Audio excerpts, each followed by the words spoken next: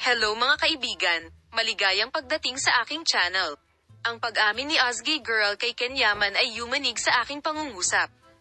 Imposibleng makalimutan, ang mga detalye sa paksa ay nasa aming video. Si Ozgay Girl, isa sa mga pinakasikat na aktor ng mundo ng telebisyon sa Turko, ay nahit sa agenda ng magazine na parang bomba sa pahayag na ginawa niya kamakailan. Ang taus-pusong pag-amin ng sikat na aktor tungkol sa kanyang ex-girlfriend na si Ken Yaman ay pumukaw ng malaking sorpresa at curiosity mula sa mga fans. Narito ang mga detalye ng espesyal na pagtatapat na ito na ginawa ni Ozgay Girl tungkol kay Ken Yaman. Ang taus-pusong pag-amin na ito ni Ozgay Girl tungkol kay Ken Yaman ay lumikha ng isang malaking sorpresa sa kanyang mga tagahanga. Ang pahayag na ito ng sikat na aktor tungkol sa kanyang dating kapareha ay nagdulot ng malaking epekto sa mundo ng pamamahayag.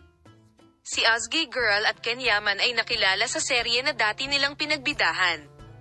Ang mga karakter na ipinakita nila sa proyektong ito ay nakakuha ng malawak na fanbase, at nagkaroon sila ng malapit na relasyon sa big screen at sa pribadong buhay. Ang paghihiwalay ng dalawa ay nagdulot ng matinding kalungkutan sa mga tagahanga. Gayunpaman, ang parehong aktor ay nagpakita ng isang magalang at palakaibigan na saloobin sa isa't isa sa kanilang mga pahayag pagkatapos ng paghihiwalay. Ang pagtatapat na ito ni Ozgay Girl tungkol kay Ken Yaman ay nagbibigay ng mga pahiwatig tungkol sa kanyang emosyonal na mundo. Ang mga pahayag ng sikat na aktor na nahirapan siyang kalimutan ang kanyang dating kapareha ay sinalubong ng labis na interes ng kanyang mga tagahanga. At ang pahayag ni Ozgay Girl na nagkaroon siya ng emosyonal na ugnayan kay Ken Yaman ay binigyang kahulugan bilang isang indikasyon ng malalim na pagsasama ng dalawa.